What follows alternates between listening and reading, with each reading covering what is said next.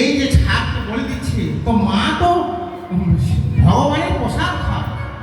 বৈষ্ণব যদি নিবেদন করে মাকে, তো মা কৃষ্ণ প্রসাদ খাবে, না সেটা মা তো কাউ পুজোই নেবে না। বলি যে অজ্ঞানের সাগর, অজ্ঞানের সব ভেসে বেড়াচ্ছে, কেউ জানে না দেবী দুর্গা কি জিনিস। দুর্গা কোনো সাধারণ নয় কেউ। তো বৈষ্ণব না হলে উপাসনায় তো তার হবে না। তো কি করছে এই মায়ের মন্দিরে, না ছাদ বলে দিচ্ছে। চরম অপরাধ।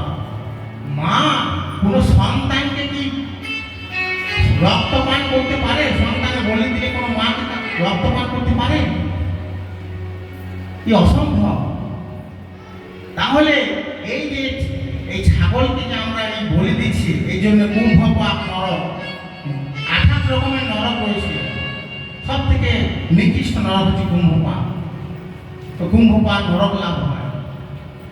তাই যমরায় বললেন যে এই হরিনামের দ্বারা নরক যন্ত্রণা থেকে অতি সহজেই মুক্ত লাভ হওয়া যায়। হরিব, এই হরিনাম করলে নরক যন্ত্রণা থেকে সহজেই মুক্ত হওয়া যায়। শুধু নরক যন্ত্রণা নয়, এই নরক থেকে সহজেই মুক্ত হয়ে ভগবানের ধাম প্রাপ্ত হওয়া যায়। হরিব। তো নারদ মুনি সেখানে উপস্থিত ছিলেন। নারদ মুনি সঙ্গে সঙ্গে যমরাজকে প্রণাম নিবেদন করলেন এবং প্রণাম নিবেদন করে একদম চলে গেলেন আকাশ পথে নরকে। তো নরকে ঢুকছেন যখন নারদ মুনি, চারিদিকে কান্না আর্তনা হচ্ছে, সব কান্নাকাটি করছে, যন্ত্রণা ছটফট করছে। তো নারদ মুনি গেলেন, বললেন চিন্তা করো না, আমি চলে এসেছি, তোমাদের মহা অসুখ নিয়ে এসেছি, তোমাদের আর নরক যন্ত্রণা ভোগ করতে হবে না। তো যমরাজের সমস্ত কথা নারদ মুনি বললেন নরকবাসীকে, যে তোমরা হরিনাম করো। এবং কি নাম বললেন? হরে কৃষ্ণ হরে কৃষ্ণ কৃষ্ণ কৃষ্ণ হরে হরে, হরে রাম রাম রাম হরে হরে। এই মহামন্ত্র করার বিধান দিলেন নারদ মুনি নরকবাসীকে। আর নারদ মুনি বলছেন আর নরকবাসীগণ বলছেন হরে কৃষ্ণ কৃষ্ণ কৃষ্ণ হরে হরে, হরে রাম রাম রাম হরে হরে। বিশ্বাস করতে পারবেন না আপনারা, অসম্ভব থেকে সম্ভব হয়ে গেল। সমস্ত নরকবাসী মুক্ত হয়ে গেল। যন্ত্রণা তো দূরে, নরক থেকে মুক্ত হয়ে নরক ফাঁকা হয়ে গেল এবং সকলের বৈকুণ্ঠ প্রাপ্তি হলো। সব নরকবাসী বৈকুণ্ঠ লাভ করলেন। তো এই হচ্ছে হরিনামের মাহাত্ম্য। তো এই যে হরিনাম, এই হরিনাম যে কলিযুগের যুগ ধর্ম, সেটার আমি একটা প্রমাণ দেবো আপনাদের সামনে, শাস্ত্রগত প্রমাণ।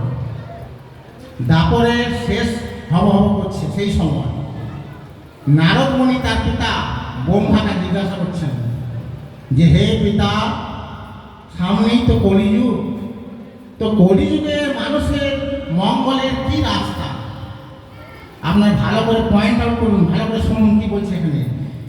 যে হে পিতা, নারদ মুনি ব্রহ্মাকে বলছেন, ব্রহ্মাই হচ্ছে নারদ মুনির পিতা, এই কলিযুগে মঙ্গলের কি রাস্তা? তার উত্তরে ব্রহ্মা বলছেন যে হে পুত্র, এই কলিযুগে জীবের মঙ্গলের একমাত্র রাস্তা হচ্ছে হরিনাম সংকীর্তন। এই হরিনাম দ্বারা জীবের মঙ্গল হবে। তো নারদ মুনি পুনরায় জিজ্ঞাসা করলেন যে কোন নাম দ্বারা জীবের মঙ্গল হবে? তখন ব্রহ্মা, সৃষ্টিকর্তা ব্রহ্মা কি বললেন?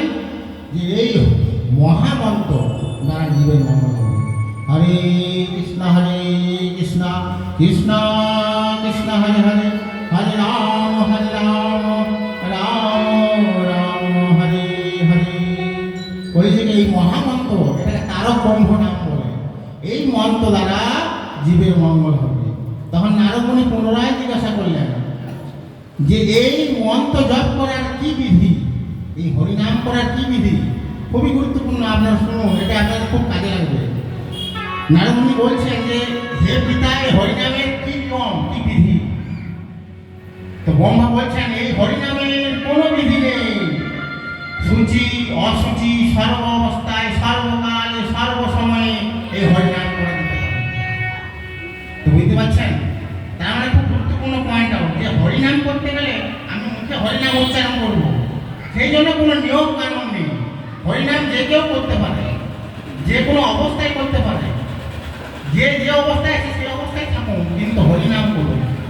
তাহলে আপনারা একটা প্রশ্ন করতে পারেন আমাকে, তাহলে শাস্ত্রে বিভিন্ন নিয়ম কানুন কেন দিয়েছে? তখন এইখানে ব্রহ্মা খুব সুন্দর বলেছিল নারদমুনিকে, যে হরিনাম যে কোনো অবস্থায় জীব করতেই পারে, সেটার জন্য কোনো বাধ্যবাধকতা নিয়ম কানুন নেই। কিন্তু তাহলে নিয়ম কি জন্য? না, হরিনামে সিদ্ধি লাভ করতে গেলে নিয়ম মানতেই হবে। হরিনামে সিদ্ধি লাভ করতে গেলে, আপনি যদি হরিনামে সিদ্ধি লাভ করতে চান, তাহলে কিন্তু শাস্ত্রের নির্দেশ মানতে হবে, কিছু নিয়ম রয়েছে। তো সেই নিয়মগুলোর মধ্যে 4টে জিনিসকেই বহুপাতজি প্রাধান্য দিয়েছেন। অনেক নিয়ম, অনেক কিছু শাস্ত্রের 64 রকমের ভক্তি রয়েছে, কিন্তু এই হরিনাম করতে গেলে 4টে জিনিসকে মানতেই হবে। সেই 4টে জিনিস কি? না, 1 আমিষ আহার বর্জন, 2 নেশাদ্রব্য বর্জন, 3 অবৈধ স্ত্রী সঙ্গ বর্জন, আর 4 দ্রুতক্রীড়া। দ্রুতক্রীড়া মানে তাস খেলা, দাবা খেলা, পাশা খেলা, এমনকি শেয়ার মার্কেটও হচ্ছে একটা জুয়া। তাহলে এখন এই যে 4টে জিনিস আপনারা বলতে পারেন, প্রশ্ন করতে পারেন যে 4টে জিনিস আমরা মানবো কেন? কি কারণ? না, এই 4টে জিনিসের মধ্যে পাপ বিরাজ করছে। যেমন আমরা যদি আমিষ আহার বর্জন করি, তা আমিষ আহারের মধ্যে কি রয়েছে? না, আমিষ আহার যদি কেউ ভক্ষণ করে, মাছ মাংস এসব, তাহলে হিংসা তার শরীরের মধ্যে প্রবেশ করে। এই আমিষ আহারের মধ্যে হিংসা আশ্রয় করে, হিংসা থাকে। তাহলে আপনি যদি হিংসা, আপনার মধ্যে যদি হিংসা থাকে, তাহলে আপনি ভগবানের নাম করতে পারবেন না, নামে সিদ্ধি হবে। এই জন্য আমাদের আমিষ আহার বর্জন করতে হবে। আর এই ছাগ বলি বা মাংস আহার তো সব থেকে চরম, অতি নিকৃষ্ট স্তরের জিনিস। তো ধীরে ধীরে অভ্যাস করতে হবে, একবারে তো হবে না। প্রথমে মাংস আহারকে ত্যাগ করুন, তারপরে আস্তে আস্তে মাছ সেসব ত্যাগ করবেন, পেঁয়াজ রসুন ডিম এসব ত্যাগ করবেন। আর দ্বিতীয় নেশাদ্রব্য, এই যে বিভিন্ন ধরনের মদ, গাঁজা, বিড়ি, বিভিন্ন তামাক দ্রব্য, এইসব সেবন করলে কি হয়? এইসবে কি থাকে? না, অহংকার আশ্রয় করে। দেখবেন কেউ যদি মদ্যপান করে, তার দেখবেন অহংকার, অহংকারে সে কাউকে, মানে তার এমন অবস্থা হয় যে আমি এখন দেশের প্রধানমন্ত্রী হয়ে গেছি, এখন ধরনের তার অ্যাটিচিউড তৈরি হয়। তার পাশে যদি দেশের প্রধানমন্ত্রী যায় না, তাকেও কিন্তু কোনো কথা বলে দেবে, এত অহংকারের সৃষ্টি হয়। আর এই অহংকার তো পতনের মেন কারণ, তাই নেশাদ্রব্য বর্জন করতেই হবে। আর তৃতীয় হচ্ছে অবৈধ স্ত্রী সঙ্গ। অগ্নিকে সাক্ষী রেখে নিজ স্ত্রী ছাড়া অপর কোনো নারীর দিকে কুনজরে তাকানোই হচ্ছে অবৈধ স্ত্রী সঙ্গ। তার সঙ্গ করা তো অনেক দূরের কথা। তাহলে অবৈধ স্ত্রী সঙ্গ করলে কি হবে? না, অবৈধ স্ত্রী সঙ্গ করলে আমাদের অন্তর এবং বাহির অপবিত্র হয়ে যাবে। তো অন্তর বাহির যদি অপবিত্র হয়ে যায়, তাহলে আমরা কিভাবে হরিনাম করব, কিভাবে আমাদের সিদ্ধি হবে? দেখবেন এই যদি অবৈধ স্ত্রী সঙ্গে করে, সে হরিনাম করতেই পারবে না। যদি জোর জবরদস্তি নাম করেন, আমি তার মতি হবে না, মন এত চঞ্চল থাকবে, মন এত চঞ্চল হবে যে নামে মতি হতেই পারে না। কেউ যদি মাংস আহার করে, তার উগ্র স্বভাব হবে, সে কখনোই হরিনাম করতে পারবে না।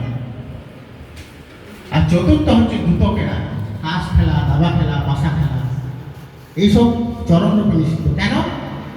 না, এর মধ্যে অসত্য বিরাজ করে। দেখবেন তাস খেলতে গেলে মিথ্যা কথা বলতে হয়, যদি মিথ্যা কথা আপনি না বলেন, তাসে কিন্তু জিততে পারবেন না। যত রকমের চিটিং এই তাসেই হয়। দেখেন না পঞ্চ পাণ্ডবদের কি অবস্থা হয়েছিল, ওই শকুনির পাল্লায় পড়ে পাশা খেলাতে। তাই পাশা খেলাও একটা হচ্ছে এই দ্রুতক্রীড়ার মধ্যে পড়ে। তো এই 4টে জিনিসকে বর্জন করেই হরিনাম করতে হবে। যত পাপ এই 4টে জিনিস থেকে উৎপত্তি হয়, সৃষ্টি হয়। বাকি অনেক পাপ আছে, এই 4টেকে নিয়ন্ত্রণ করলে বাকি পাপ অটোমেটিকলি নিয়ন্ত্রণ হয়ে যাবে। তাই 4টে জিনিসকে মেনে হরিনাম করতে হবে, তবেই হরিনামে সিদ্ধি হবে। তাহলে